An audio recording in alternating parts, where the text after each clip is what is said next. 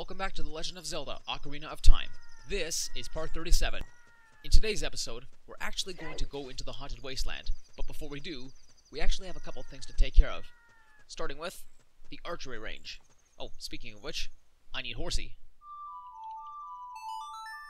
Here, Epona. Come see your buddy.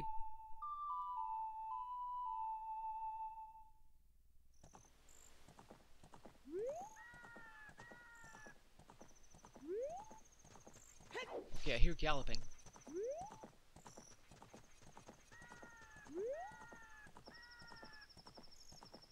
Okay, how does that even work? Epona was all the way down at the bottom, and she's up here already. You know what, I'm not even going to bother questioning the logic in that. Anyway, first order of business on the Archery range is our last gold spider. Believe it or not, there are only two in the Gerudo's fortress. There was the one up on the wall toward the top of the fortress, and then there's this one right here. Alright, hookshot's equipped, ready to fire.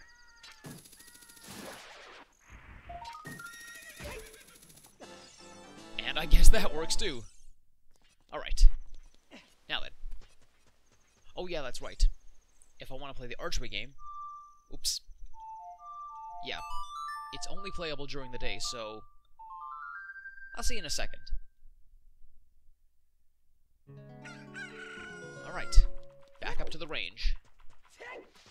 And at this point, I don't think I'm going to use Epona's song just yet, because something weird might happen. And I really don't feel like trying to explain logic in something that doesn't make sense.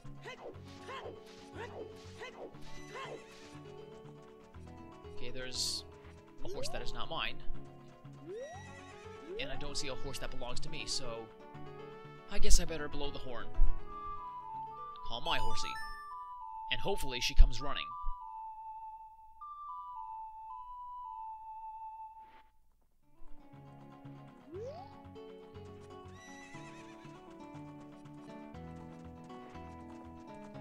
Once again, she's not in a spot where she once was. This game is nuttier than squirrel turds, and Link, for the love of God, thank you. Okay. What the? Why am I going so slow? Whatever. Anyway, let's play the archery game. Hey, newcomer. You have a fine horse. I don't know where you stole it from, but... Okay, how about challenging this horseback archery? Sounds good to me. Once the horse starts galloping, shoot the targets with your arrows. Let's see how many points you can score. You get 20 arrows. If you can score 1,000 points, I will give you something good. Well, that's a half-truth because you play this game twice, and you can win 2 very valuable prizes. So, let's go for prize number 1. We have targets and pots to smash. Let's do this! First things first, shoot the pots. As you can see, 100 points each. And already, 70% of our target.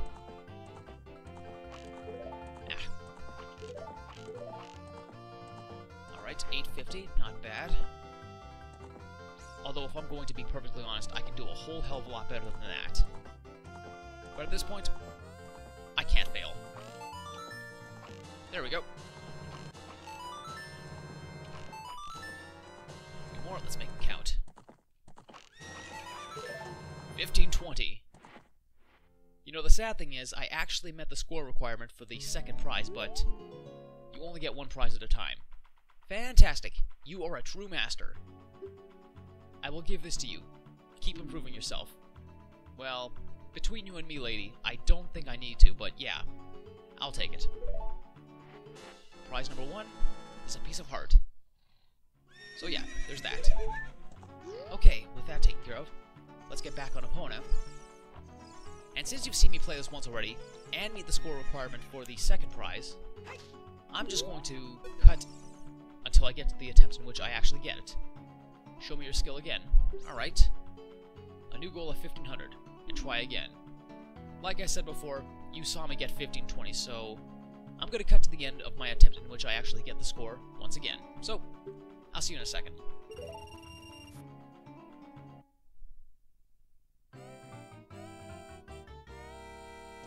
And they're off. Good evening, ladies and gentlemen, and welcome to another round of horseback archery.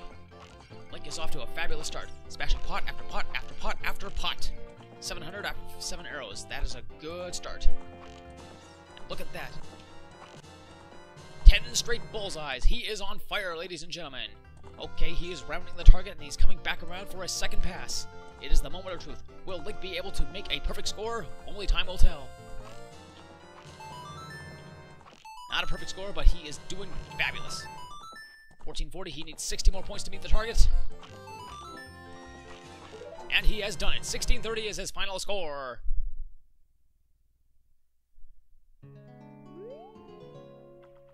I'll be darned. I guess I don't need to cut anything. I am the ultimate master. No word of a lie. That is actually my best score to date. And I mean ever. I will give you an item suitable for the master. This quiver is very important to me. I want you to have it. Take good care of it, okay? The biggest quiver, which increases our maximum capacity of arrows to 50. And as a nice bonus, we also get a free refill. Thank you very much, Epona. Now take me to that gate. Unfortunately, we cannot take Epona into the desert. With all the soft sinking sand, she wouldn't make it. And I'm against horse abuse. Wholeheartedly, yeah. But thank you very much, Epona. You've done well. Oh yeah, that's right, I almost forgot. Since we've actually made it through the fortress, we also have access to the Gerudo's training ground.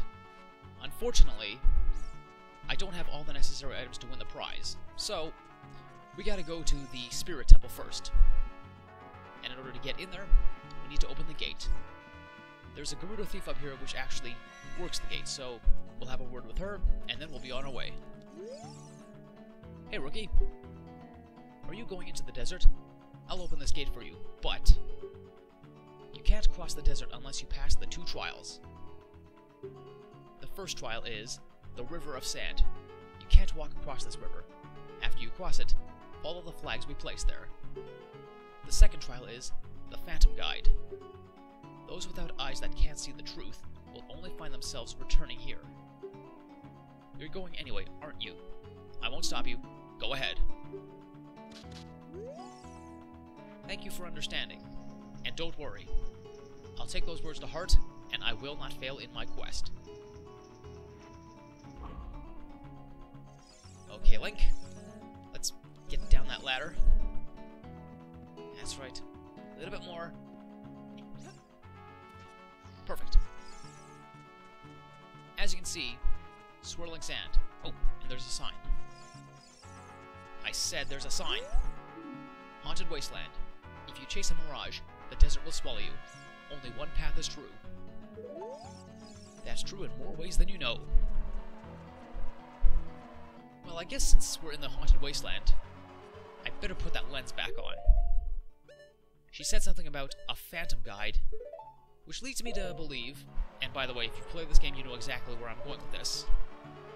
Oh yeah, but before I get too ahead of myself, this is the River of Sand. So, just use your long shot. Trial 1 is passed. And then, we follow the flags. Oh yes, and before you go, all those reckless enough to venture into the desert, please drop by our shop, Carpet Merchant. Basically, what this means is, there's a guy on a magic carpet who sells stuff. I'm not exactly sure what he sells because I've actually never been courageous enough to purchase anything. I mean, I've got the money to buy whatever he could possibly throw at me, but I'm not sure whatever he sells is really worth it. I'm not going to dwell on it. Anyway, we're going to follow the flags. So, it's a little tough to see because of all the swirling sand, but as long as you stay the course, you should be fine. Okay, where's the next one? Oh, there it is.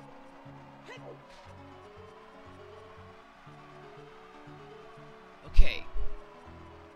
And now we have a big circle of flags, and this is where the Phantom Guide starts. But before we do... Okay, enough. Another spider.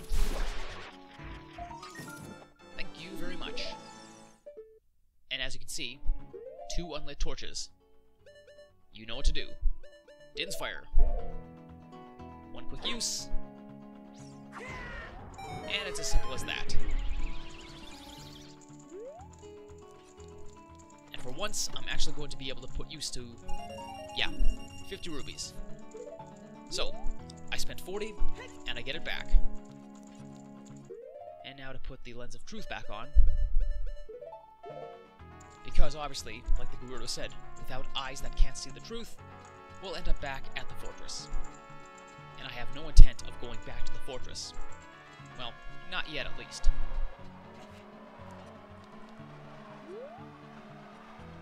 So, go up here, you see the pedestal, stand before it, and activate the lens.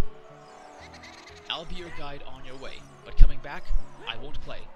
I'll show you the only way to go, so follow me, and don't be slow. He tends to zigzag a lot, so you better be on your toes. And watch out. The deeper into the desert you go, the more of a chance you'll be attacked by levers. And there's a very good point to know when you can actually break off. In the distance, once you see a pair of flags, and you're going for levers, yeah, these guys are a real pain in the butt. You'll see 2 flags sticking out in the distance, and there they are.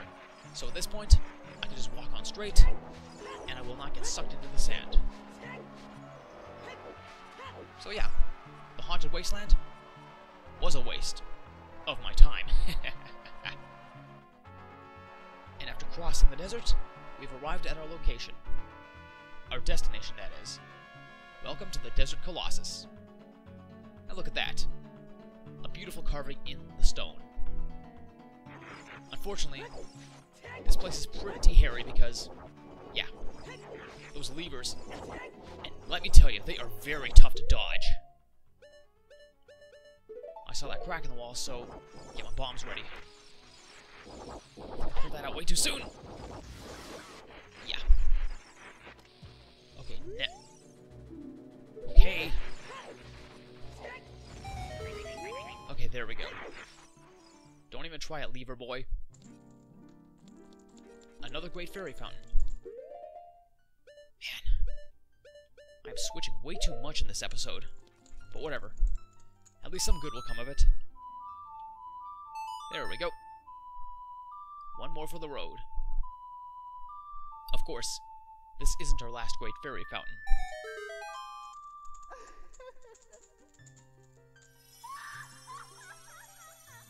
Hello, madam.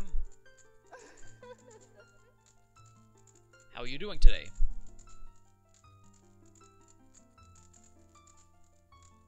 Welcome, Jeremy. I am the Great Fairy of Magic.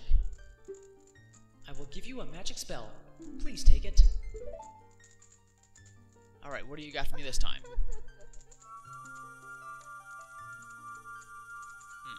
It's blue. So obviously, it's a reference to the goddess Nehru. It's our final magic spell, Nehru's Love. Once you use it, you get an invincibility shield.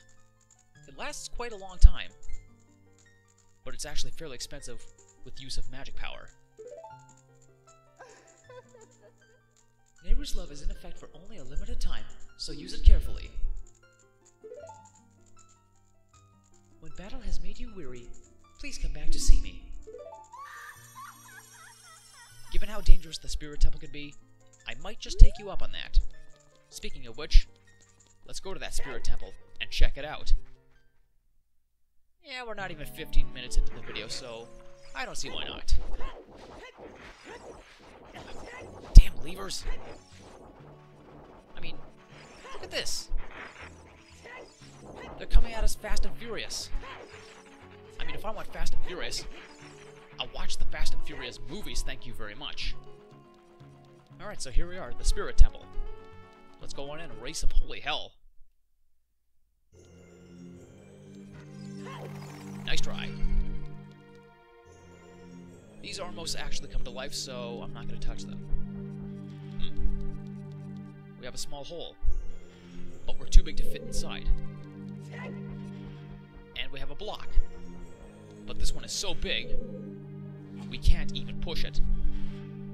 So yeah, there's nothing we can do here, but not lost. Take a look at this. There are two of these snakes. This one says, if you want to proceed to the past, you should return here with the pure heart of a child. And then there's this one over here. And what does this say? If you want to travel to the future, you should return here with the power of silver from the past. Long story short, we need to do this temple as a child and as an adult. Sounds crazy, I know. But we're actually going to hear a little more of that from Sheik. Because once we leave, Sheik appears and gives us our last song.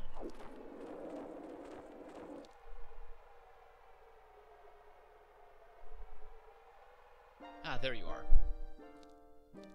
Past, present, future. Wait, whoa. That owl is still alive? Oh, I'm getting off track. The Master Sword is a ship with which you can sail upstream and downstream through Time's river. The port for that ship is in the Temple of Time. To restore the Desert Colossus and enter the Spirit Temple, you must travel back through Time's flow. Listen to this Requiem of Spirit. This melody will lead a child back to the desert. Okay, here we go. It's a nice minor key melody, but to tell you the truth, I don't know. I don't really dig this one. I don't know why. I shouldn't really be picky with music, being a musician myself. But anyway, like always, take a listen.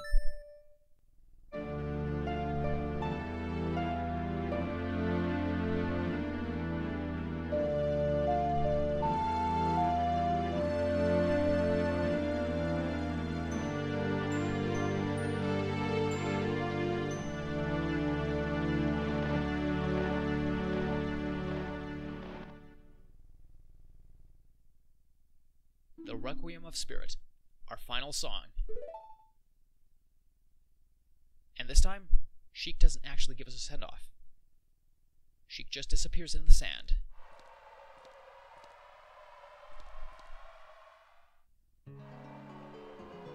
But yeah, that pretty much sums it up in a nutshell.